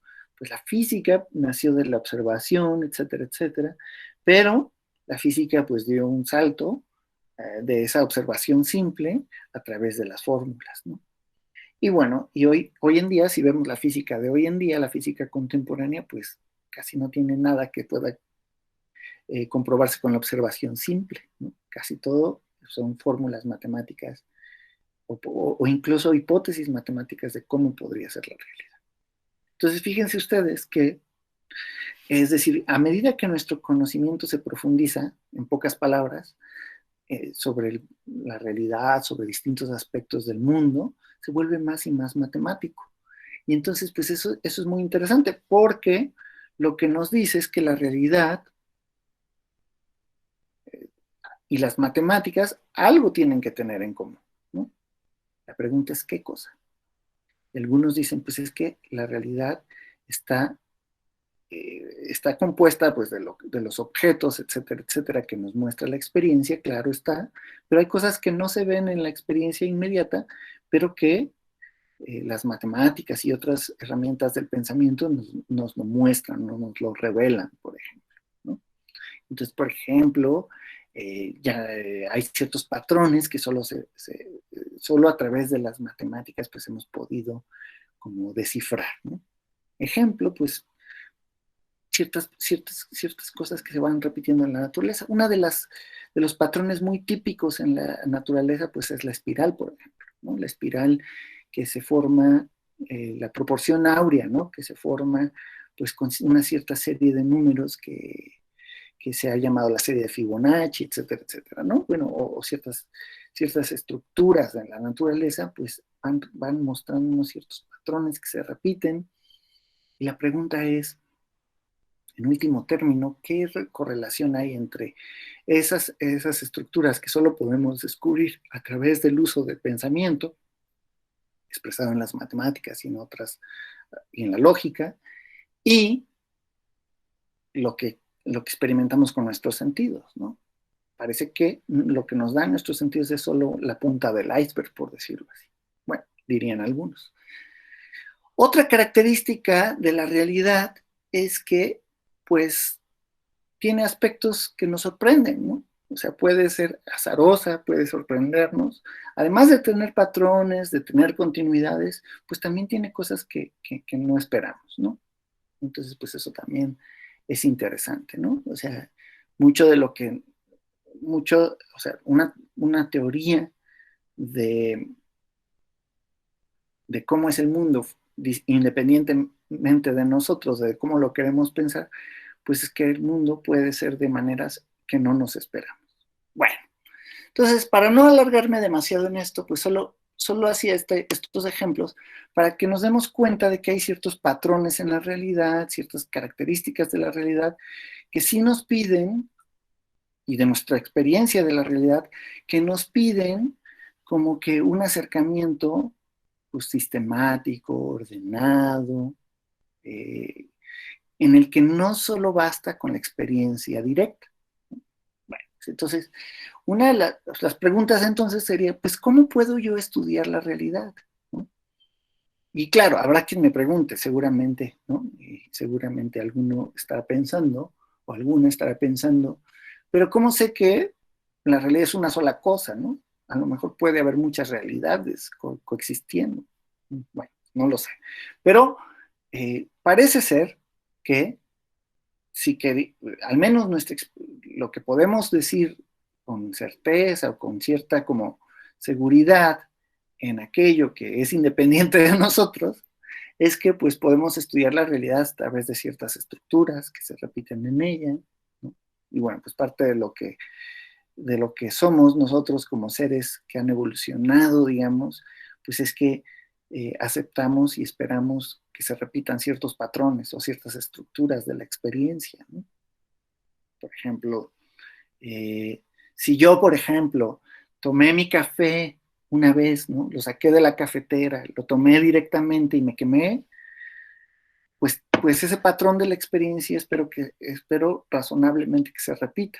Por tanto, no voy a volver a repetir la misma acción de tomarlo inmediatamente después, sino que me voy a esperar a que pase cierto tiempo, esperando que se repita el patrón de que se enfríe, ¿no? Pues entonces nuestro comportamiento racional es en cierto modo una adaptación a la experiencia, ¿no? A esos aspectos que aparecen continuamente en la experiencia. Otra manera de estudiar la realidad es con categorías. ¿Qué son categorías? Pues maneras de agrupar las cosas, ¿no? Y claro, hay infinitas posibilidades de agrupar el mundo en categorías. Ejemplo, ¿no? Bueno, pues yo puedo dividir el mundo en dos clases de cosas, ¿no? A ver, el mundo puede dividirse por ejemplo, para una vaca, ¿no? Nos diría algún ganadero, pues el mundo se divide en lo que es alimento para vaca y lo que no es alimento para vaca, ¿no? Comestible y lo que no es comestible. Pero pues hay infinitas maneras de categorizar la realidad. Por ejemplo, yo puedo categorizar o agrupar todo el universo entre los seres que son chocolates y los que no son chocolates, ¿no? O los seres que le van al mejor equipo de fútbol de Inglaterra, que es el Sheffield United, y los que le van a los otros equipos que son malos, ¿no? Pues entonces puedo dividir yo así el universo en dos clases de cosas, ¿no? Pero claro, no todas las categorías son igualmente exitosas, ¿no? Porque, pues, por ejemplo, si yo me pregunto sobre este objeto, le digo, pues, ¿a qué equipo le va, no? Pues a ninguno, entonces pues, mi categorización, pues, tampoco fue muy buena, ¿no? Entonces, ay, perdón, aquí mi micrófono, para que vean que la realidad nos sorprende. Entonces, bueno, pues entonces, para categorizar el mundo, pues podríamos ofrecer distintas maneras de categorizarlo, ¿no? Hay muchas teorías de las categorías en la historia de la filosofía. Ahora no me voy a detener en ellas, ¿no? A mí en particular me parece muy interesante, o trabajo yo particularmente para responder a preguntas como estas, con las categorías de este personaje que les hablaba yo, Charles Peirce. Pero otras categorías muy interesantes son las que nos ofrece Aristóteles, ¿no? Una primera lista de categorías muy interesante que nos ofrece en su libro Las categorías, ¿no? Otra manera, aunque ese libro Las categorías justo presupone la experiencia de seres como nosotros, pero bueno. Pero otra manera de categorizar, y esto sí también se lo debemos a Aristóteles, y creo que con eso le debemos muchísimo en la historia de la filosofía, es que podemos categorizar con conceptos que la engloben, todos los aspectos que puedan manifestarse en la realidad, y pues el único concepto que se ajusta a todo eso es el concepto de ser, ¿no? Me acuerdo que yo tenía un profesor que en la carrera, ¿no? Que es el profesor Paco Galán de la Ibero, ¿no? Bueno, ahora es profesor, bueno, en ese tiempo era mi profesor en otra parte, pero él es profesor en la Ibero de México, y el profesor Paco Galán, creo que hacía una representación muy chistosa, digamos, de cómo el ser es el concepto que mejor funciona para categorizar cualquier cosa. Y en efecto, porque uno puede pensar en cualquier cosa. Pensemos, por ejemplo, en qué hay de común, ¿no? Así como los chistes, ¿no? ¿Qué hay de común entre mi libreta, ¿no? La sed que pueda tener el profesor Martín, ¿no? Supongamos que el profesor Martín tiene sed. Entonces, ¿qué hay de común entre la libreta, la sed que tiene el profesor Martín y la raíz cuadrada de -1? Bueno, pues, ¿qué hay de común en ellos? Pues ninguna categoría de las que podemos hacer como comúnmente nos va a servir para correlacionar todas estas cosas. Y dice Aristóteles, hay una sola categoría que nos puede servir, que todos tienen ser. Es decir, que son. De todos ellos se puede predicar el verbo ser, y al mismo tiempo se puede decir que tienen un tipo que son sujeto de una oración. ¿no? Pueden ser sujeto de una oración y por tanto pueden pensarse y por tanto pueden hablarse de ellos como si fuera una cosa individual, ¿no? O algo individual. Claro, aunque no, porque fuera de eso, pues no hay otra cosa que yo vea en común, ¿no? Entre esas cosas. Bueno, el profesor Paco Galán lo hacía con Chabelo y otros ejemplos más chistosos que yo, pero bueno, de todos modos creo que es que aplica, ¿no? Bueno, entonces, ya para ir cerrando, entonces, fíjense que para entender entonces bien esto, pues tendríamos que decir que hay dos disciplinas que han sistematizado este conocimiento de la realidad. Por un lado, la filosofía nos ofrece una disciplina que estudia la estructura de la realidad, que es la metafísica, con estas categorías, etcétera, etcétera. Y por otro lado, hay otra que tiene que ver con nuestro conocimiento. Estudiar nuestro conocimiento nos ayuda a entender cómo es que nosotros entendemos la realidad o vivimos la experiencia de esta realidad. Y la disciplina filosófica que estudia las propiedades de nuestro conocimiento y experiencia de esta realidad es la epistemología. Pero resulta que en la historia de la filosofía a veces estas dos disciplinas se han separado, cada cual ha recorrido su propio camino. Y bueno, pues uno de los problemas que han surgido a raíz de esa separación es que, bueno, el epistemólogo, es decir, la persona que está tratando de mostrar que el conocimiento puede ser justificado adecuadamente, que hay condiciones del conocimiento que ameritan ser mejores que otras, puede olvidarse de que hay un aspecto que es independiente del conocer de las personas, y bueno, y el metafísico, por otra parte, puede olvidarse que nuestras categorías para conocer la realidad afectan nuestro conocimiento de la realidad. Entonces, resulta que estas dos disciplinas en la filosofía nacieron juntas, como lo hicieron en Aristóteles, por ejemplo, y en muchos de los filósofos clásicos, pero por distintas razones, por distintos motivaciones y en la historia de la filosofía se llegaron a separar. Entonces, ¿qué es lo que generó este divorcio o separación? Pues que por un lado, nos olvidemos de que la fundamentación del conocimiento no está solo en el contenido de lo que se piensa, sino en algo que es independiente de quien lo piensa. Y por otro lado, que la realidad siempre está mediada para nosotros por la experiencia. Entonces, el metafísico puede llegar a construir un sistema en el que se olvide de que él tiene unas ciertas condiciones del conocimiento. Es decir, que nuestra mente categoriza el conocimiento en ciertos patrones, maneras que no son propias. Y por otro lado, el epistemólogo puede olvidar que en la realidad hay algo que es independiente del ser que conoce y puede quedarse como en una especie de solipsismo o atrapado como en una especie de soledad en la que solo queda su experiencia y no puede tener un acceso a algo que es independiente de ella. Entonces, bueno, pues la propuesta, entonces, bueno, ¿y con esto qué quiero decir? Bueno, pues con esto lo que quiero responder es a la pregunta inicial, ¿qué tan real es la realidad?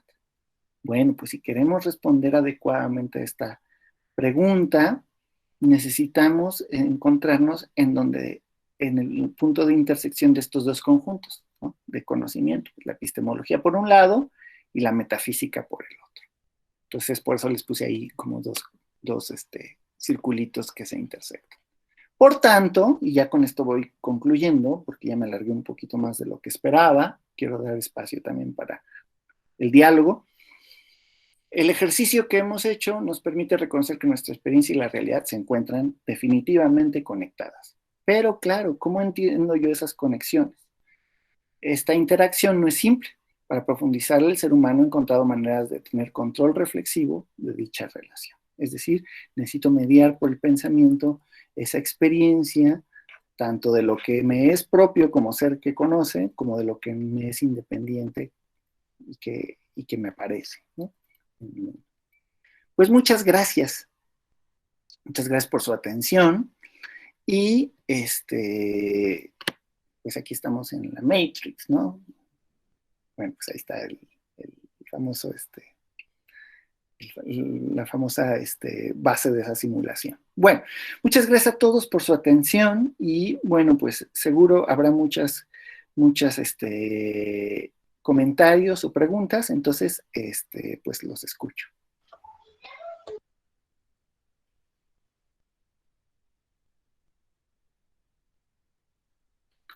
Y si hay preguntas por el chat, a lo mejor nos las puede mediar el profesor Roberto.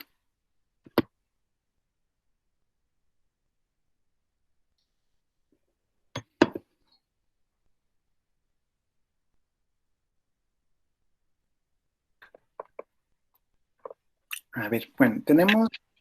En el chat hay varias preguntas, Panielus. Ajá, a ver, entonces voy a tratar de acercarme a ellas. A ver, tenemos la pregunta del profesor Carlos Ramos. Nos dice, Rosete, ¿podrías ahondar el por qué no somos cerebros en una cubeta? Bueno, esa es una muy buena pregunta. Fíjense que lo que nos dice Hilary Putnam es que yo puedo hacer hipótesis como la hipótesis de que soy un cerebro en una cubeta y sembrar la duda de esta realidad. Pero la pregunta es, ¿qué podría contar como evidencia para responder a esa duda sembrada?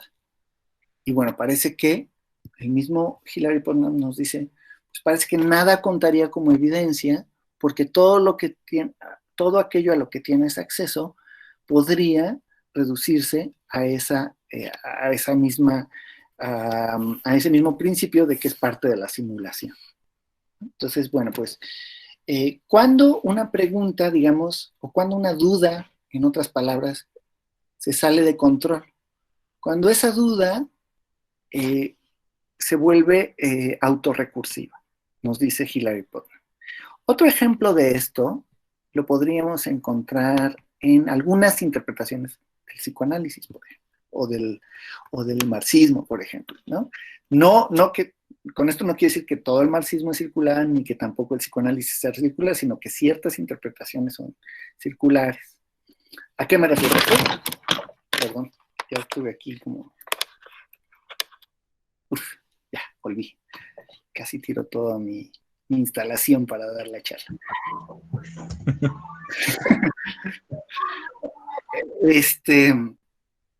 A ver, perdón, ¿qué les estaba diciendo? Ah, sí. Entonces, ¿cómo sé que cuando una duda, digamos, se sale de control? O sea, se vuelve circular, se vuelve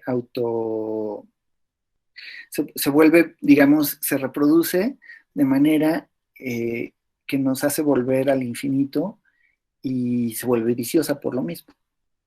Bueno, pues cuando siempre escapa la evidencia con la que se puede responder. Ejemplo, yo les ponía algunas versiones de psicoanálisis, por ejemplo, son así. No digo con esto que el psicoanálisis todo sea así, sino que hay versiones, ¿no? Entonces, por ejemplo, ¿cómo sería una versión? Bueno, pues, por ejemplo, supongamos que una persona me dice que todo pensamiento es reducible a un impulso sexual, ¿no? Exagero. Obviamente no es así el psicoanálisis, ¿no? Pero y Freud tampoco dijo eso, pero hay interpretaciones que son así. Entonces, supongamos que dice, todo pensamiento se reduce a un impulso sexual. Y diría, bueno, pero entonces, ¿qué hay del pensamiento que cualquier pensamiento que pusiera en duda esa premisa se podría descartar como una especie de expresión o racionalización de un impulso sexual? Otro ejemplo, el materialismo de algunos marxistas, no de todo el marxismo, sino de algunas interpretaciones. Pues dice, todo aquello que no enfatiza la lucha de clases es una superestructura dominadora de la burguesía, ¿no? Bueno, entonces preguntas, pero entonces si resulta que hay algo que no sea eso, que se oponga a esa propuesta, pues se le puede descartar como una manifestación de la burguesía, ¿no? Entonces, en otras palabras, cuando una duda se sale de control o cuando una premisa o una afirmación se sale de control, nos diría Putnam, otra vez con el ejemplo de los cerebros en una cubeta, cuando nada que puedas decir sobre ella alcance como evidencia para responderse. Y entonces, pues por eso dice, ¿por qué no tiene caso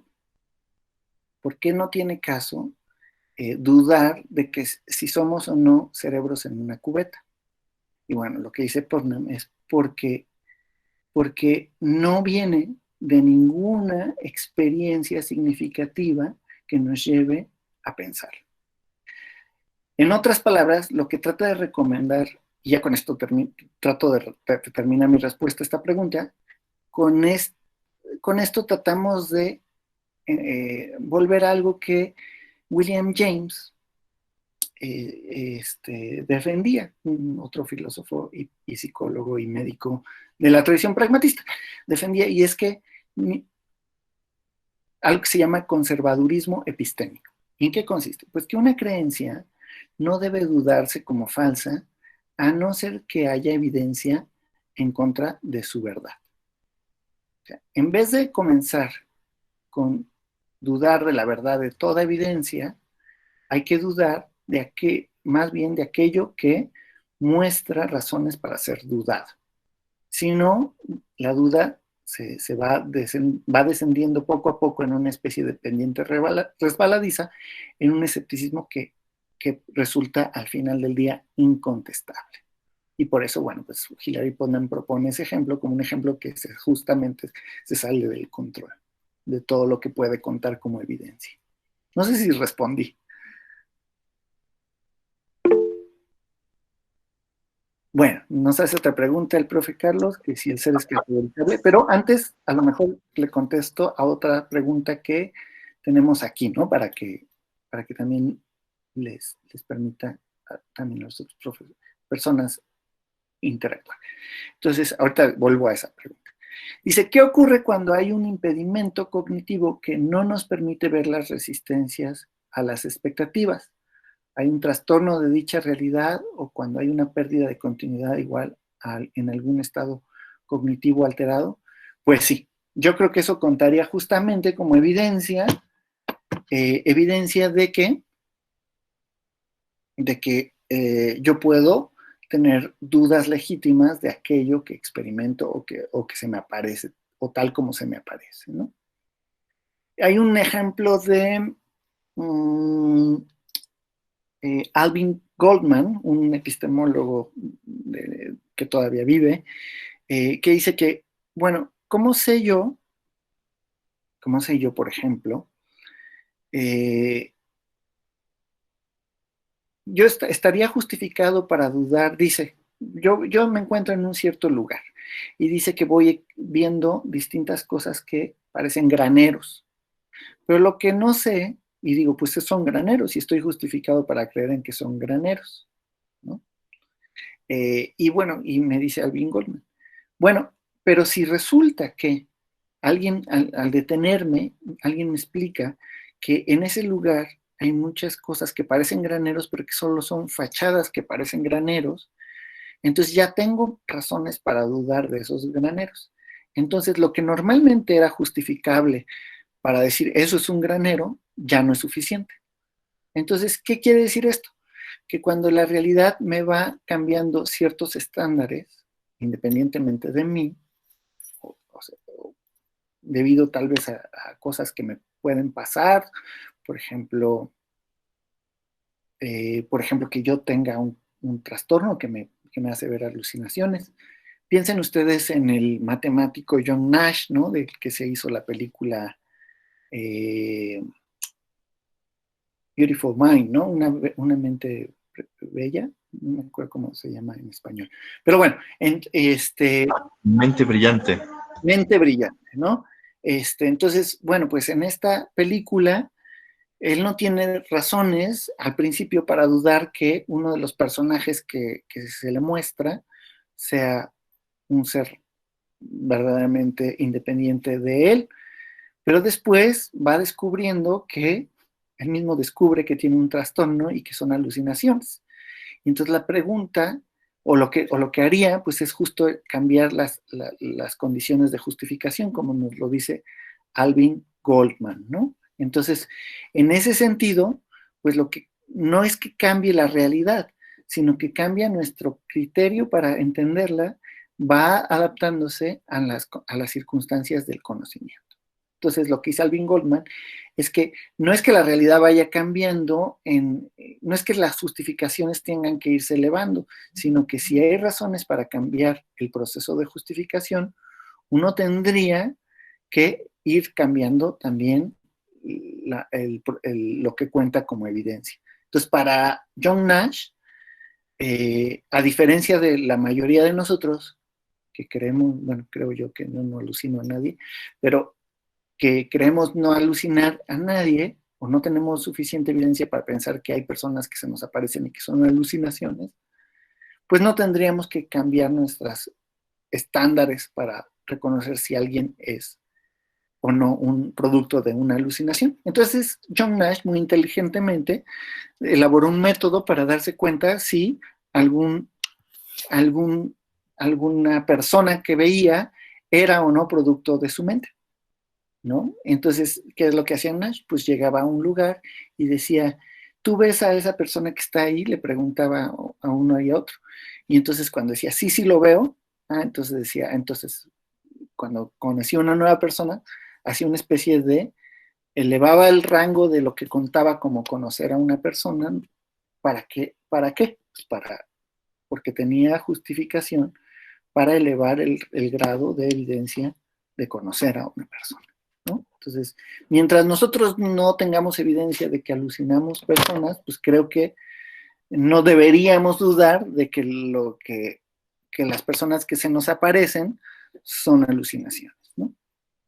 Hasta, pienso yo, extendiendo un poco el concepto, bueno, lo que nos dice Alvin Goldman. Bueno, entonces sí hay trastornos de la percepción de la realidad, ¿no? Otro ejemplo, pienso yo, otros dos ejemplos muy sencillos, pero rápidos. Otro ejemplo es los trastornos, por ejemplo, de la dismorfia corporal. Una persona que sufre anorexia, por ejemplo, pues puede percibirse a sí misma como obesa, aunque esté delgada, aunque esté, de hecho, raquítica. Bueno, pues, ¿qué pasa ahí? Pues tiene que elevar su estándar de conocimiento de su propio cuerpo debido a que su percepción ha sido trastornada o su sentido de percepción ha sido trastornado. Otro ejemplo, si nosotros tuviéramos, bueno, y esto tiene que ver con, por ejemplo, algo que es muy famoso en nuestros días son las teorías de la conspiración, ¿no? Entonces, bueno, pues ahorita una teoría de la conspiración muy interesante podría ser, ¿es verdad que hay una epidemia del coronavirus o no? ¿No? O a lo mejor, qué sé yo, perdón, por cierto, voy a dejar de compartir la otra pantalla, nada más para que no nos interrumpa la transmisión. Bueno, entonces, decía yo, podríamos preguntarnos, ¿no? ¿Es verdad o es cierto que hay una epidemia o es una es algo falso que nos está de lo cual se nos está convenciendo a través de los medios, ¿no? Pues, ¿cómo saberlo, no? Entonces tendríamos que elevar, para responder a esa pregunta, primero tendríamos que ver que hay razones para dudar de que en efecto hay una pandemia. Y dos, una vez que establecemos esas razones, tendríamos que ver qué contaría como evidencia de que eso es verdad o no. ¿Ok? Entonces, ese es un ejemplo, nada más. Eh, Perdón, no puedo ver el chat otra vez. Bueno, entonces, y otro ejemplo, bueno, ya dije el de, sí, bueno, ahí di dos ejemplos, el de la dismorfia corporal, pero también el de si hay una conspiración alrededor de mí, ¿no? Bueno, por otro lado, había otras preguntas, es que no puedo, ahí se me perdieron. A ver, aquí tengo la pregunta del profesor Martín Castro. Doctor Paniel, ¿estaría dispuesto a llamar ciencias, por ejemplo, a las ciencias sociales o ciencias jurídicas que no tienen, digamos, fórmulas? Es una muy buena pregunta. Bueno, yo creo que, bueno, es que hay varias cosas que decir a este respecto. Es una pregunta muy, muy buena. Y justo me tomó un poco por sorpresa, pero me gusta, me gusta. A ver, sí, yo diría que sí, porque normalmente, bueno, bajo el concepto de matemáticas, no solo caen categorías de cosas que se representen a través de lo que usualmente llamamos matemáticas, sino podría representarse relaciones de pensamiento que caen bajo cualquier estructura racional del conocimiento, como por ejemplo lo puede ser la de, la de las ciencias sociales, ¿no? Pero, curiosamente, ¿no? También es cierto que las ciencias sociales y otras áreas del conocimiento, o las ciencias jurídicas, por ejemplo, podrían hipotéticamente desarrollarse en dirección hacia las matemáticas, ¿no? Entonces, y de hecho, pues lo han hecho algunas, ¿no? Bueno, por ejemplo, las ciencias sociales, pues existe todos los estudios cuantitativos, ¿no? Que corroboran o que sirven de evidencia de un acercamiento a la realidad social. Entonces, pues también diría que no lo excluye, ¿no? No es, y de hecho que su desarrollo ha incluido más bien un desarrollo en dirección a las matemáticas. Bueno, a ver, teníamos, ¿me falta alguna pregunta? Sí, a ver, nos pregunta. Sí, creo que sí, Paniel. ¿Cómo se interpreta la enfermedad? Por ejemplo, la depresión en la realidad. Bueno, gracias por la pregunta también, Gabriela. Todas las preguntas, gracias, están muy, muy interesantes. Y bueno, no quiero que piensen que les estoy dando la respuesta, sino estoy tratando de reflexionar con ustedes. ¿Cómo se interpreta la enfermedad? Bueno, pues la enfermedad, pero habría que ver de qué clase de enfermedades estamos hablando, ¿no? Pero, por ejemplo, para que algo sea una enfermedad que impone pues una especie de incapacidad de apreciar la realidad, ¿no? Como por ejemplo la depresión. Bueno, pues en efecto, yo creo que hay enfermedades que nos pueden inhabilitar, ¿no? En nuestro conocimiento sistemático de la realidad, ¿no? Por ejemplo, si yo llegara a tener una enfermedad como la demencia, ¿no? Pues aunque yo quiera acercarme sistemáticamente a esa realidad, extinguirla, etcétera, pues tengo una serie de condiciones que me lo hacen muy difícil, ¿no? Por ejemplo, no poder repetir una categoría dos veces, etcétera, etcétera, ¿no? Cosas que ya había categorizado, perderlas y volverlas a tener que categorizar. Sin embargo, no creo que sea imposible, ¿no? O sea, es sorprendente ver cómo las personas humanas podemos ser tan resilientes como para, a pesar de que haya circunstancias que nos inhabilitan eh, para acercarnos a lo que es independiente de nosotros, que llamamos realidad, pues nos podemos, nuestra mente es adaptable y puede, como decía Dewey, puede conectarse orgánicamente con el mundo en nuevas y creativas maneras. Y esa conexión orgánica con el mundo que me da la experiencia, pues siempre está transformándose y puede transformarse en hábitos de conocimiento. Entonces, aunque haya circunstancias tales como que nos incapaciten, para acercarnos a la realidad, es impresionante ver que los seres humanos nos damos medios para readaptarnos a aquellas cuestiones que nos han sido, digamos, imposibilitadas, ¿no? Ejemplo, quiero pensar en personas que han perdido un sentido, ¿no? No en un ciego de nacimiento, pero por ejemplo una persona que veía y de pronto no ve, ¿no? Pues tiene que readaptar todos sus hábitos de interacción con el mundo, y es verdad que no va a volver a ver un color, pero eso no significa que deje de tener un acceso a un mundo independiente suyo, ¿no? No es que ya solo vea sus colores, sino que simplemente ha perdido esa manera de conectarse con la realidad, que era uno de sus sentidos, pero pero puede readaptarse para descubrir otros aspectos de esa misma realidad.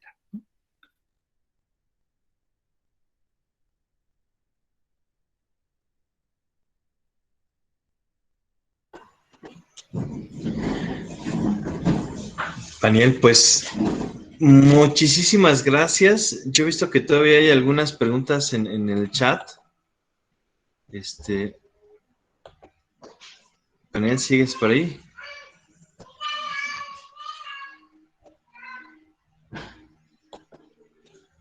Tienes apagado el micrófono. Ay, perdón. Una disculpa, se cayó mi llamada, no sé por qué. Pero bueno, ya estoy aquí. Y bueno, solo decir eso, que la experiencia, que es nuestra puente con la realidad, pues es orgánica, y eso pues nos da como siempre esperanzas frente a las cortes, ¿no? que nos da la realidad. Bueno, pues muchísimas gracias. Creo que ya se nos acabó el tiempo. Había una pregunta que ya no puedo ver aquí en el chat, porque mi chat se borró, como se cayó la llamada, pero que era que si el ser se puede categorizar. Bueno, esa es una muy buena pregunta, creo que era del profesor Carlos. Yo digo que más bien el ser sería la categoría, ¿no? Más amplia que podemos usar, ¿no? Más que si el ser se categorizara, más bien nosotros categorizamos la realidad a través del ser. Bueno, y con eso, pues, nada más concluyo diciendo muchísimas gracias a todos por su atención, por sus interesantes preguntas, y pues también por seguirnos a través de estos webinars, que creo que han sido maneras muy nutridas de mostrar, pues, cómo la filosofía nos puede ayudar a reconstruir un poquito ahorita nuestra desconexión. Doctor Paniel, pues muchísimas gracias